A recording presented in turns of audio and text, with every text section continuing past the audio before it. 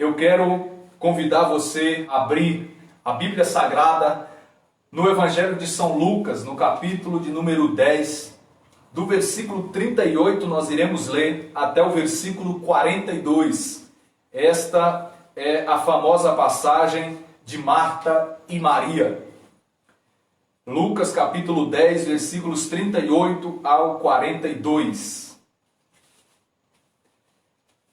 Estando Jesus em viagem, entrou numa aldeia onde uma mulher, chamada Marta, o recebeu em sua casa.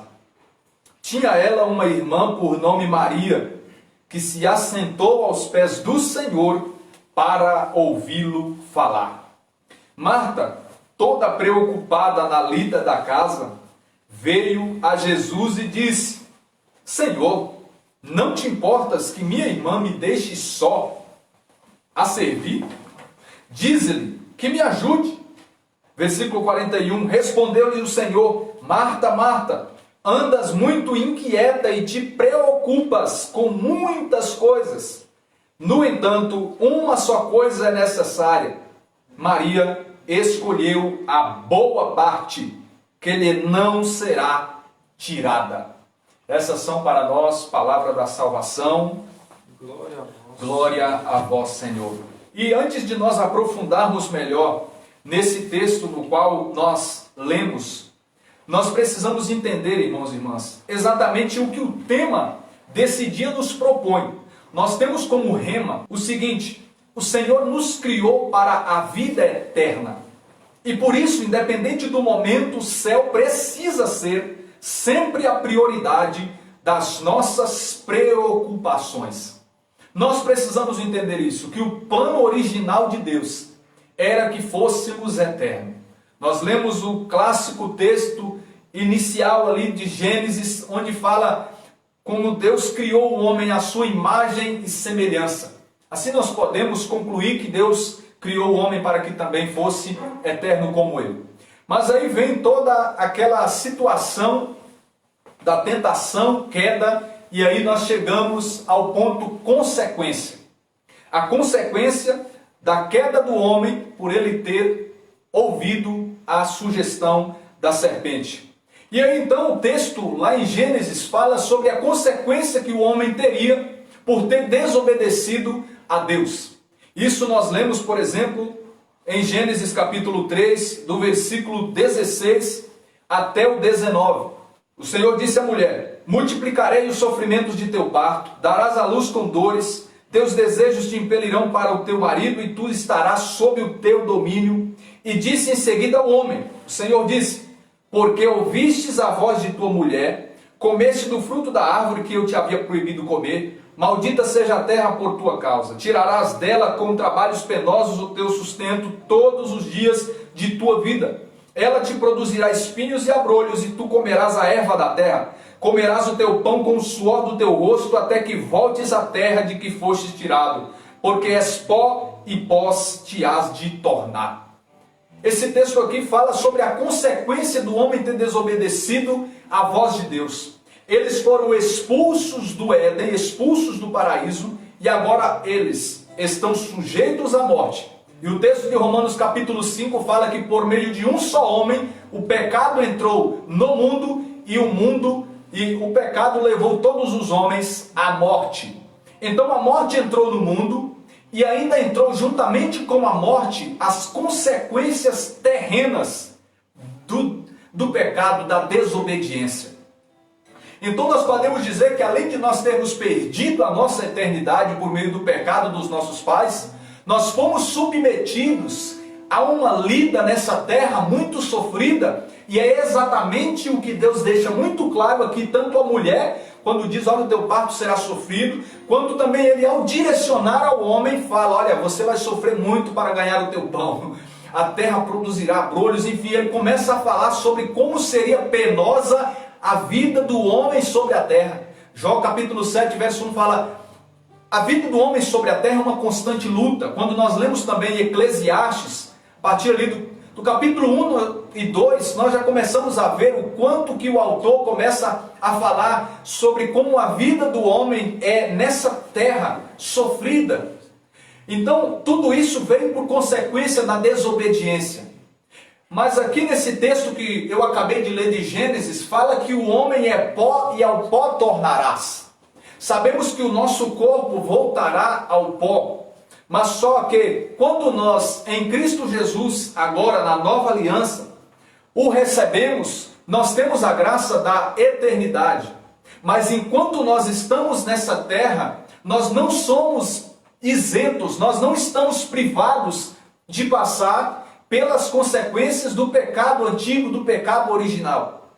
Então, mesmo nós já tendo alcançado a Jesus, ou Jesus nos alcançado e estando nós vivendo nele, nós precisamos viver nessa terra submetidos aos sofrimentos que ela nos coloca. E aqui nós já fazemos um paralelo com o texto que eu li para vocês inicialmente, Lucas capítulo 10, onde fala que uma mulher chamada Marta recebeu Jesus em sua casa. Olha só, não é uma estranha, ela recebe Cristo na sua própria casa. Jesus é íntima dela, é íntimo dela e ela é íntima de Jesus. Mas mesmo assim, aquela mulher, mesmo sendo próxima de Jesus, mesmo Jesus sendo próxima dela, aquela mulher ainda se deixou enredar pelas coisas naturais. Mesmo ela estando já, eu vou fazer um paralelo com as nossas vidas, mesmo estando ela já íntima de Jesus, mesmo ela sendo amiga de Jesus, ela ainda continua a se preocupar mais com as coisas naturais da vida terrena do que propriamente com Jesus, com a visita que é Jesus e com a sua palavra, ao contrário da sua irmã. Então, aqui nós podemos destacar o quê? Que há um desafio para nós cristãos fazermos um constante equilíbrio entre viver nessa terra, onde é necessário que nós nos ocupemos de ocupações naturais e necessárias, ao mesmo tempo que nós precisamos manter a conexão constante com a eternidade, com aquilo que é invisível. Como disse o apóstolo Paulo na carta aos Coríntios, nós miramos, nós fitamos o invisível, pois o invisível não passará. Então é um desafio constante para nós vivermos nesse mundo, mas ao mesmo tempo não sermos apegados a esse mundo ao ponto de esquecermos da eternidade, ao ponto de esquecermos da palavra de Cristo, como esqueceu nesse contexto aqui Marta. E nós precisamos entender que esse mundo é passageiro, as coisas desse mundo são transitórias, e nós estamos aqui de passagem também. Então, mesmo necessárias sendo as coisas que nós buscamos nessa terra, elas não podem ser o nosso fim último, elas não podem ser o nosso objetivo final. Mateus 6,33 fala sobre nós buscarmos em primeiro lugar o reino de Deus e a sua justiça, e tudo o mais nos será acrescentado. Porém, mais atrás, no versículo 16 de Mateus 6, verso 19 até o 21, Jesus fala para que nós não ajuntemos tesouros na terra, onde o ferrugem corrói, onde também pode ser roubado pelos ladrões. Mas ele nos exorta, ele nos chama a guardar tesouros no céu, onde nem o ladrão nem a traça pode destruir. Então, com isso aqui, nós voltamos ao texto que nós lemos e reconhecemos o que Deus está falando para Marta. Marta disse, Jesus disse para Marta, olha, a sua irmã escolheu a parte que não lhe será tirada. Jesus está dizendo, olha, você está preocupada com essas coisas terrenas, com as coisas naturais, com a lida da sua casa, e tudo isso é necessário que você cumpra, que você faça. Mas isso tudo um dia vai deixar de existir. A sua irmã, pelo contrário, ela colocou em primeiro lugar aquilo que jamais passará, ou seja, a palavra, ou seja, a mim. Porque o próprio Jesus disse em Mateus 24:35, céus e terra passarão, mas a minha palavra não passará. 1 João capítulo 2 fala, olha, o mundo passa com sua concupiscência, mas aquele que faz e que cumpre a vontade de Deus, jamais passará. Então, com esse primeiro ponto, o Senhor está nos chamando a nós não colocarmos em primeiro lugar as ocupações que nessa terra são necessárias. Então eu sempre falo, nas minhas reflexões, eu medito, olha, nós não podemos ser ociosos. O trabalho nessa terra é necessário, mesmo nós reconhecendo que ele muitas vezes é penoso. Em Cristo ele ganha um novo significado, e ao invés de ser para nós uma escravidão, um peso, um fardo, ele pode ser para nós santificador, ele pode ser para nós libertador. Pode nos levar, pelo contrário, ao céu, pode nos elevar ao céu.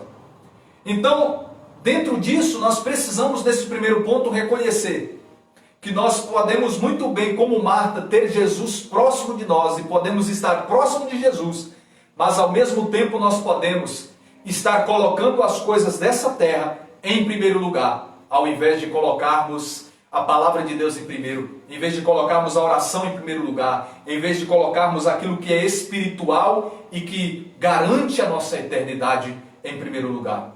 Mas em segundo lugar, irmãos, nós precisamos destacar o que, de modo especial, o Senhor falou para que nós refletíssemos e reconhecêssemos essa noite.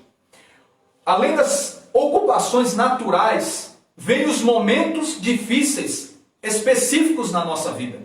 E eu vou ler aqui um discernimento que o próprio Senhor deu para esse tema de hoje. Olha o Senhor como diz para nós: eu sei que é um tempo de muitas dúvidas e preocupações, porém, não vos esqueçais de que eu vos fiz para o céu, e de que o deveis colocar em primeiro lugar como sua primeira preocupação. Eu volto novamente a dizer, por causa do pecado original, muitos sofrimentos foram acometidos o homem. Nós somos vítimas desse sofrimento natural por causa do pecado original.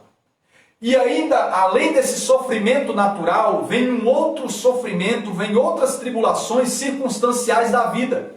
Ou seja, muitos momentos de dor na nossa própria pele, na nossa própria carne, e muitas situações adversas que acontecem conosco, além daqueles sofrimentos, além daquelas tribulações que nós podemos dizer que são naturais da vida.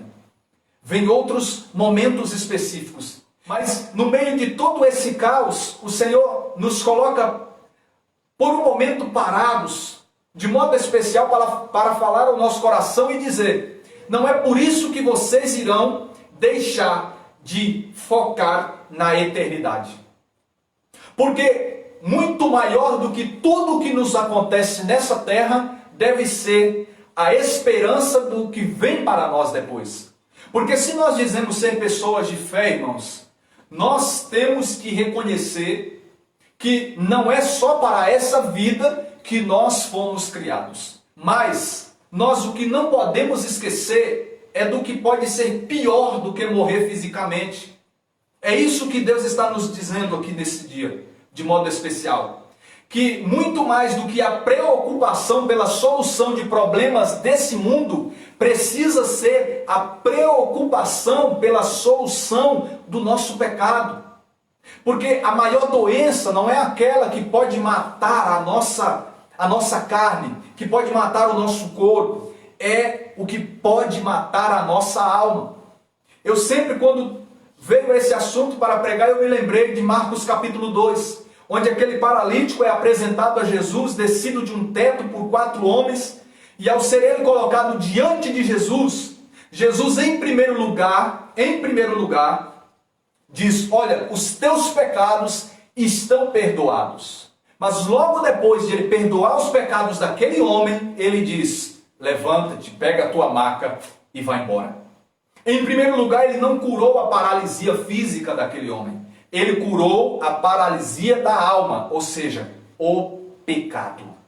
Porque pode muito bem as circunstâncias do mundo matar o nosso corpo, mas se nós estivermos no Senhor, estivermos em santidade, Apocalipse 14:13, felizes os que morrem no Senhor, felizes os que morrem na amizade com Deus. Se nós estivermos na amizade com Deus, não acontecerá nada com a nossa alma, porque nós estaremos guardados com o Senhor.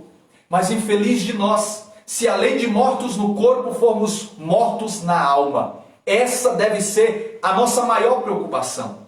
Esse deve ser o nosso maior temor. Jesus, em Mateus capítulo 10, no verso 28, diz assim: temei não aquele que pode matar o vosso corpo, mas não pode matar a vossa alma. E aí ele diz: temei antes o que pode precipitar o vosso corpo e a vossa alma na gena eterna. Ele está dizendo, olha, preocupe-se mais no seu pecado, que pode fazer com que no último dia você seja lançado pela justiça divina no fogo eterno. Essa deve ser a preocupação acima da preocupação do corpo, da preocupação pela solução das doenças naturais. Porque se nós procurarmos a solução para as coisas desse mundo, beleza, louvado seja Deus, e é isso que nós queremos. Nós não queremos doença, nós não queremos essas coisas. Mas se nós esquecermos de nos preocupar com a saúde espiritual, nós seremos miseráveis homens. Porque assim disse Paulo, mais uma vez eu cito 1 Coríntios capítulo 15. Se é só para esta vida que nós colocamos a nossa esperança em Cristo, de todos os homens nós somos os mais dignos de dó. Que nós não nos percamos nas preocupações dessa vida, ao ponto de esquecermos de nos preocupar com as coisas espirituais. Mas também é para nós refletirmos se temos nos preocupado de tal maneira com as situações à nossa volta, com a dor na nossa carne, com aquilo que nos faz sofrer, que temos nos esquecido do Senhor, que temos nos esquecido da eternidade. Eu lembro do texto de Atos capítulo 7, no verso 54, onde fala que Estevão, depois de fazer uma grande pregação, ele é perseguido pelos homens da época. Os homens esbravejam contra ele e avançam sobre ele. Mas o texto é tão lindo porque fala que ele fitou os céus. Ele olhou para os céus. E nós podemos dizer, enquanto ele era destruído aqui na terra, no céu havia da parte de Deus, havia da parte de Jesus um seja bem-vindo. Porque mesmo ele aqui embaixo, prestes a ser apedrejado, prestes a ser morto, ele sabia que em cima estava a sua solução, estava a sua salvação. No fundo da sua alma, ele estava crendo que, olha, eu serei destruído na carne, mas eu não serei destruído na alma. E ele olhou para os céus, viu o Filho do Homem à direita de Deus, na glória, porque estava prestes a ir exatamente para lá. E nós precisamos lembrar do que o apóstolo Paulo escreveu na carta aos Romanos, no capítulo 8, no verso 18, assim: olha, eu tenho para mim que os sofrimentos da presente vida não têm comparação com a glória futura que nos será manifesta. E de forma muito bela, ele também escreveu na carta aos Coríntios, na segunda carta, no capítulo 4 e no verso 17, assim: a nossa presente tribulação, e ele é tão ousado ao falar isso, que ele ainda escreve assim: a nossa presente tribulação momentânea e ligeira, em outras traduções, momentânea, leve, nos proporciona um peso eterno de glória incomensurável. Ele faz um contraste. Ele diz assim: olha, o que nós estamos passando nessa terra é momentâneo, é ligeiro, é leve. Mas o que nos aguarda no céu é um peso de glória, é um peso de alegria, é um peso de graça. Ele faz esse contraste para que nós olhemos para essa terra e possamos ver o quanto ela é passageira. Se tudo aqui é passageiro, as tribulações também serão. Então, diante disso, nós precisamos cair a ficha, algo que deveria ser tão claro para todos nós, mas por causa da nossa limitação, nós ainda temos dificuldade de compreender. E nós só compreendemos e temos a possibilidade de vivenciar uma vez que nós buscamos todo dia o Senhor e a sua graça. De compreender que tudo que eu passo aqui não tem o poder de me destruir. Mas se eu estou em Cristo, a minha salvação está garantida e tudo isso será passageiro. Então, para encerrar tudo isso, irmãos, quando eu lia esse texto ainda e refletia sobre esse tema que o Senhor nos dá, o Senhor Jesus, ele é muito claro ao falar para Marta assim: Marta, tu te preocupas com muitas coisas, mas somente uma é necessária. E eu gosto quando essa tradução usa preocupas. Preocupa significa ocupar antes com algo. E a Bíblia Sagrada sempre vai nos exortar a nós não nos preocuparmos, a nós não ocuparmos antes com algo que é futuro. O próprio Cristo disse isso também no Evangelho de Mateus. Não preocupeis com a vossa vida, com o que haveis de comer, com o que haveis de vestir. E ele começa a falar sobre os lírios que recebem a providência de Deus. Ele começa a falar sobre os pássaros que recebem a providência de Deus. E lá na frente o apóstolo Paulo, na carta aos Filipenses, no capítulo 4, diz assim: não andeis ansiosos com absolutamente nada. Nada. Nós também temos dificuldade de vivenciar isso. Porque nós somos pessoas ansiosas, principalmente nesse tempo atual de muita correria, de muita agitação. A Bíblia Sagrada, a palavra de Deus, sempre nos chama a não nos preocupar com algo. Mas só tem uma coisa que o Senhor nos chama a nós ocuparmos antes. E esse algo se chama eternidade. Nenhuma outra coisa nós podemos preocupar, a não ser com a eternidade. E lembrando do que eu disse, preocupar é ocupar antes com algo que é futuro. Colossenses capítulo 3, Paulo diz assim: se, porém, ressuscitastes com Cristo, buscai as coisas do alto, buscai as coisas da eternidade, afeiçoai-vos as coisas lá de cima. Ele diz, olha, se vocês foram batizados, se vocês creram no Senhor, se vocês estão vivendo em Jesus, vocês já estão vivendo a eternidade na terra. Então, busquem as coisas da eternidade, já estando vocês vivendo nessa terra. Por isso que também o apóstolo Paulo escreve na segunda carta aos Coríntios, no capítulo 11, no verso 28, e a gente pode dizer, mas se a palavra nos chama a não nos preocupar com nada, por que o apóstolo Paulo, lá na segunda carta aos Coríntios, capítulo 11, verso 28, fala que dentre muitas tribulações que ele passava, muitas angústias, uma delas era a preocupação cotidiana com as igrejas. Aí nós precisamos reconhecer o que ele está dizendo. Olha, eu me preocupo não só com a minha salvação, mas eu me preocupo com a salvação das igrejas que eu pastoreio, do povo que me está confiado. Também esse texto de 2 Coríntios 11, 28 está falando sobre a eternidade. Porque nós devemos nos preocupar, não no sentido doentio da palavra, de vivermos achando que nós não iremos alcançar, de vivermos preocupados ao ponto de adoecermos espiritualmente. Não é isso. Preocuparmos com a eternidade, no sentido de buscarmos desde agora aquilo que nós iremos vivenciar plenamente depois da nossa morte física. Então, irmão e irmã, que essa palavra tenha falado ao meu e ao seu coração. Que o Senhor tenha deixado a sua mensagem clara para mim e para você.